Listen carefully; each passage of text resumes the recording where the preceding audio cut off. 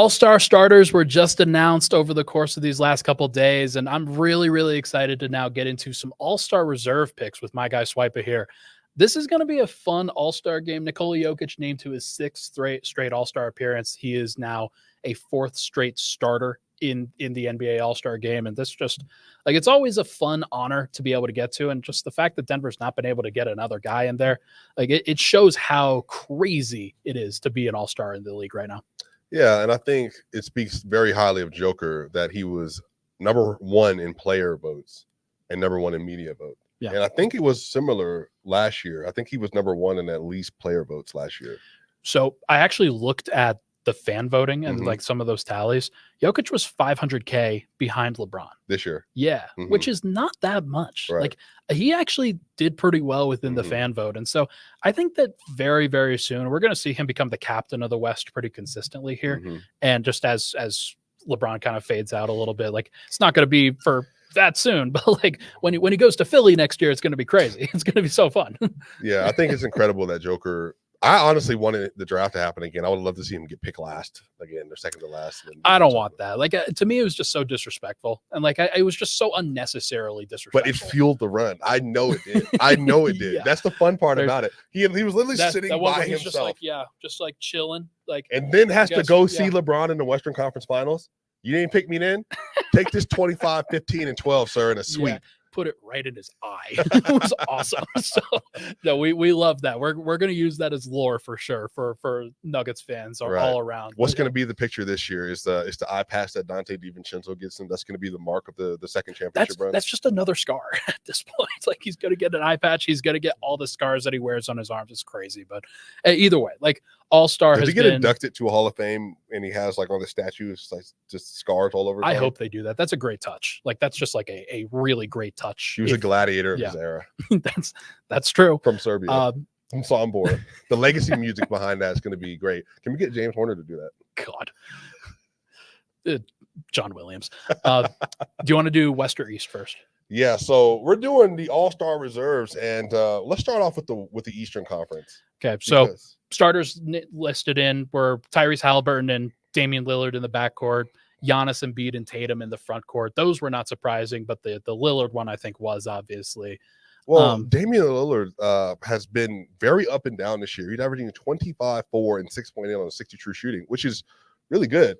He's been really solid this year. It's fine. But he's also been demonstrably one of the reasons why they've been so bad defensively as well. Yeah. And then on top of that, Jalen Brunson's carrying, I think, a heavier load than Damian Lillard has because of the responsibility he has.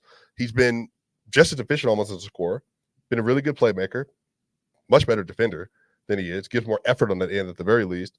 And so I thought Jalen Brunson was going to get the nod with Tyrese Halliburton, who, before he went down for injury, was just, asinine, like 26 and 12. Crazy numbers. 67 true shooting to start the year, just nuts. And I think even Trae Young, I don't know how you feel about Trae Young right now, but I think with what he's had around him, he's been really good this year. Yeah, he's been fine. I personally would have Tyrese Maxey over both of those guys. You would have Tyrese Maxey starting? No. I think I would have Tyrese Maxey over Trae Young. Okay. I would definitely have Tyrese Maxey. I think I would have Tyrese Maxey over Damian Lillard personally. Okay. I would have voted in Brunson if it were my choice, but that's just not going to happen. So I think in the reserves, I think if I'm handicapping my own personal reserves picks, it would be Jalen Brunson in the backcourt, Tyrese Maxey in the backcourt, and I'm going to vote in both Donovan Mitchell and Trae Young as wild cards in those. And so we'll leave the front court in a little bit, but I think you get in all those guys, you get in all the fun guards. That's what people want to see. I think Tyrese Maxey has earned it personally. And Tyrese has been great this year. That was really hard for me. So I have in my reserves, I have Jalen Brunson and Trae Young. Okay. And I actually didn't have Tyrese Maxey in this, but he deserves it. If he gets in, it's completely fine. I have no issues with it. But for my wild card, I had another player that I had to add in, and I think just the value he's added just this year has been just incredible. But some of the numbers say that not so whatever, but I think it's been great. So Tyrese Maxey didn't make it for me, but I do expect him to make the All-Star game this year. Yeah, one of the reasons is like when you look at Philly's actual win profile and some of the what they have going on, the Embiid minutes are great. The Maxey without Embiid minutes are also great. And to me, that shows a guy that can prop up the team. And like that to me is a pretty strong indicator of that he's earned it at this point. But no, I think it's fair, and I understand why you don't. The numbers are slightly worse, I would say. Yeah. Well, so Jalen Brunson, Trae Young, and Donovan Mitchell. Okay. And I think Donovan arguably could have been the starter as Agreed. well this year. He's been incredible, and especially again the run they've been on. Again, somebody on Twitter said it like their PR trash with the Cavs because no one knows how good they've been. Yeah, they've been crazy. And Donovan Mitchell was having an incredible year this year. He's been really effective as a scorer, and honestly, good playmaker too. Like he's carried a lot of playmaking load for them, especially without Darius Garland this year. His efficiency is good. I just look at the numbers on your screen right now. Like those are some all-star caliber numbers. Right. Sure. And I think the other thing is doing this without Evan Mobley for a big chunk of the year, without Darius Garland for a big chunk of the year. It's been him and Jared Allen. And they've been taking people down. Yeah. So I think that D Mitch deserves it as well. So the issue is the guard position in the league is just so stacked that you have to make some really tough decisions. So you have Maxey in there. I don't, but I do expect Maxey to get in. Yeah. So I'm just going to run through my entire list now then. Jalen Brunson, Tyrese Maxey. In the front court, I have Jaylen Brown, Jared Allen, and Scotty Barnes. Yep. And then the wild cards, I have Donovan Mitchell and Trae Young. Okay. So I have as Scotty Barnes, Jaylen Brown, and Jared Allen. Okay. I'm adding Bam Adebayo on mine. Okay. I think that again, like, whatever, like numbers, everything, I get it. He's been a plus offensive player. I think all together, Bam Adebayo is one of the 3 best defenders in basketball for me. Him, AD, you put Rudy in there if you want, and B's had an incredible year. I think with what they've been tasked, like Spoelstra's had some really interesting things he's done with the lineup. They obviously put in some rookies in the game this year with Jaime Jaquez. Yeah, I mean, hey, you got to vote in. If you're going to vote in any of the Miami Heat, it's probably their best player, Jaime Jaquez Jr. Could be. His stellar 13 points a game without Jimmy Butler. No. That dude is a killer. That dude is amazing. First team all rookie? Yeah. Absolutely. If he doesn't, that is a travesty. That's what we need to do. That's our next episode. Oh, yeah. All rookie team. That would be a travesty if Where he does didn't Julian make it. Strawther rank in that argument? Not on. Like, he's not there. Like, let me be clear. Jaime Jaquez, given he's also leading their team in minutes from the bench.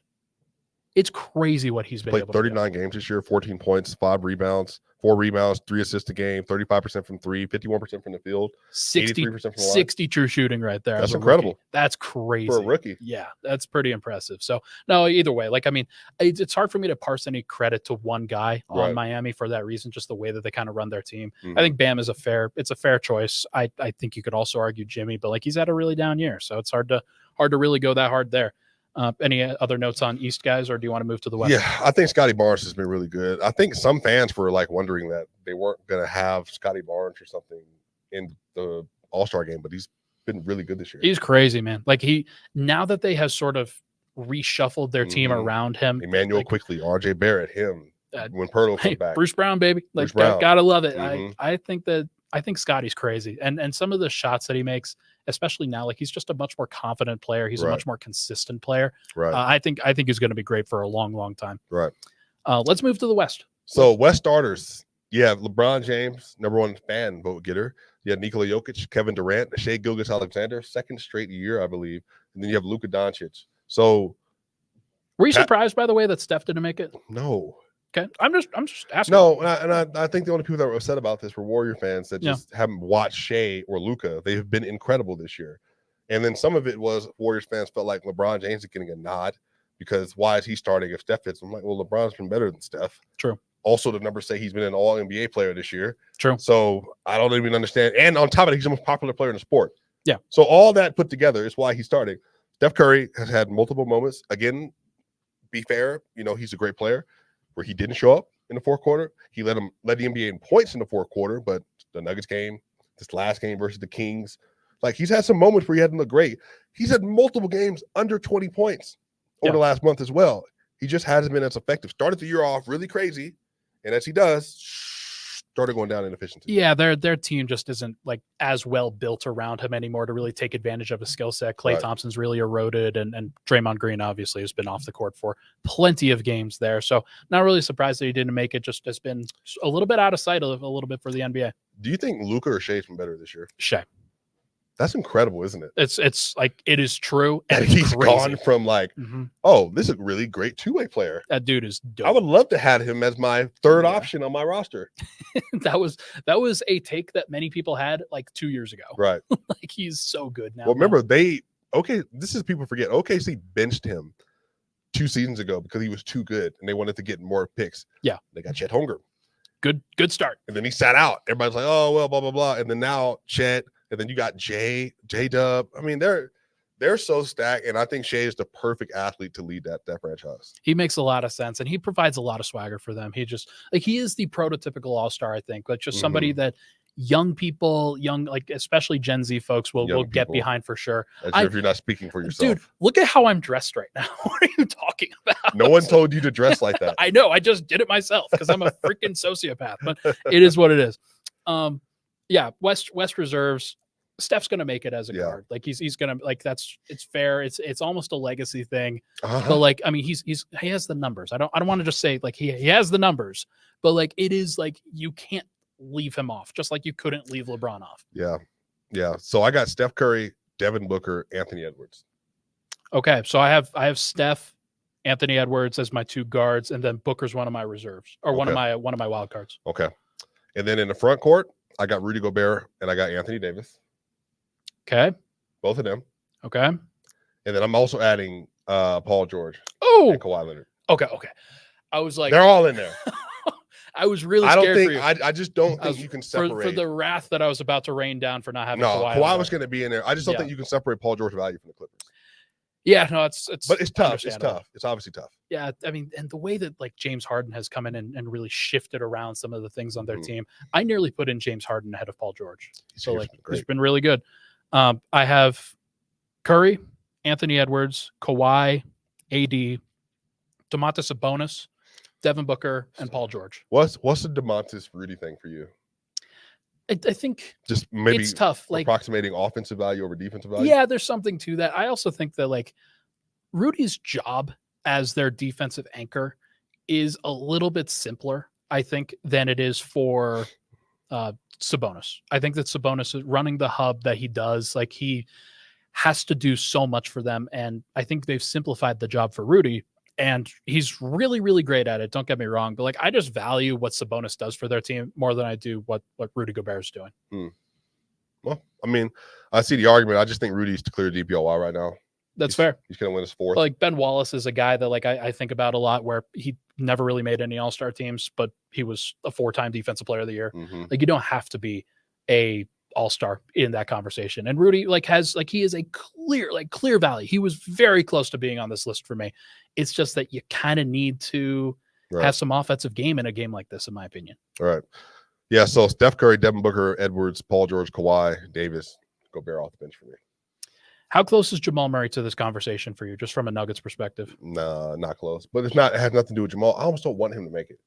Interesting. I want Jamal to go do the same thing we know he's going to do in the playoffs. It's going to be another 27, 5, 6 on like a 60 true shooting, 40% from 3, 93% from the line, and just walk through everybody again. And that way, now people are going to be like, oh, wait a minute. Now he beat Dame and Giannis in the finals, or he beat Jason Tatum and Jaylen Brown in the final. And he was the second best player on the court behind Joker. Yeah. Is he a top 12 player in the league? Because now the conversation shifts. Because last year people had him like 15 or 16. So fun. Or 18. But then if he goes and does this versus higher level, you saw him versus Boston. Of course. Yeah, dominated. He was the second best player on the court, to be clear. Dominated. Yeah. So if he does that again, and I think the conversation with Jamal is tricky, because if he didn't play in a system like the Nuggets, where everybody's numbers are suppressed, including Joker, then he would be on a team where he would have all-star caliber numbers, because that's the skill set he has. The issue is his volume goes up in the playoffs, and his efficiency goes up, because now he actually cares about every game he's playing. Yeah, it's fair. It's completely true. Selfishly, I want it for Jamal. Just like I don't want him to be the best guy to never make an All-Star team. Like I don't think that that's a fun title to have, really. I think that they got to get him in at one point, because it is sort of a status thing. Like, hey, I was an All-Star in the NBA. It's tied to contracts. It's tied to endorsement deals and things like that. If he didn't miss those 14 games, I think he gets in.